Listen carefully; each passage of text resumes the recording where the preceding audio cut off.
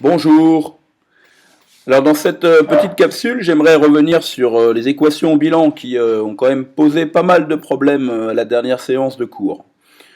Alors on va prendre un exemple, la combustion du méthane. Le méthane qui est donc un gaz naturel qui a pour formule CH4, c'est-à-dire que c'est une molécule constituée d'un atome de carbone et de 4 atomes d'hydrogène. Donc la voici.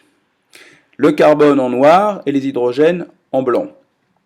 Donc la combustion, je pense que maintenant vous l'avez bien compris, ça veut dire qu'on va le brûler et que pour le brûler il faut de l'air et plus précisément il faut du dioxygène.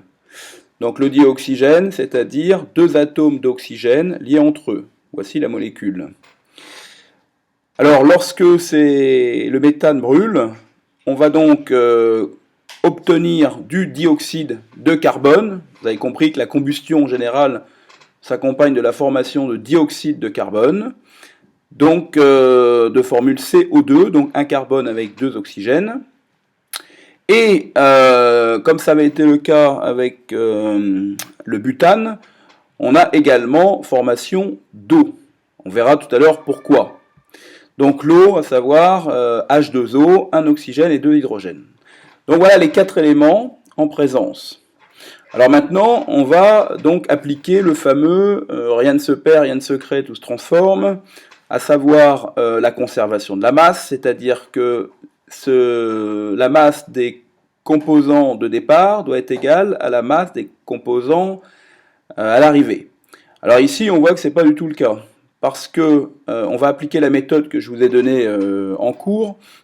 Donc dans un premier temps, on va essayer d'identifier ici à gauche une molécule contenant un élément chimique, une seule molécule, et voir si on a la même chose ici. Donc prenons par exemple le carbone, qui se trouve uniquement dans cette molécule et uniquement dans celle-ci. Donc là, il n'y a rien à faire, puisque nous avons un carbone ici et un carbone ici. Donc c'est équilibré. Regardons maintenant l'hydrogène, qui effectivement se trouve dans une seule molécule, celle-ci, et à droite, celle-ci. Donc ici les hydrogènes, j'en ai 4. Ici les hydrogènes, j'en ai 2. Par conséquent, il m'en manque 2. Je vais devoir donc envisager la présence d'une deuxième molécule d'eau. Et maintenant, j'ai bien mes 4 hydrogènes. Et pour terminer, nous allons regarder les oxygènes. Donc les oxygènes, ici, j'en ai 2. Et à droite, j'en ai 1, 2, 3 et 4. Par conséquent, il m'en manque 2 ici. Je vais donc devoir envisager la présence d'une deuxième molécule de dioxygène. Et maintenant, j'ai bien mes 4 oxygènes à gauche et mes 4 oxygènes à droite.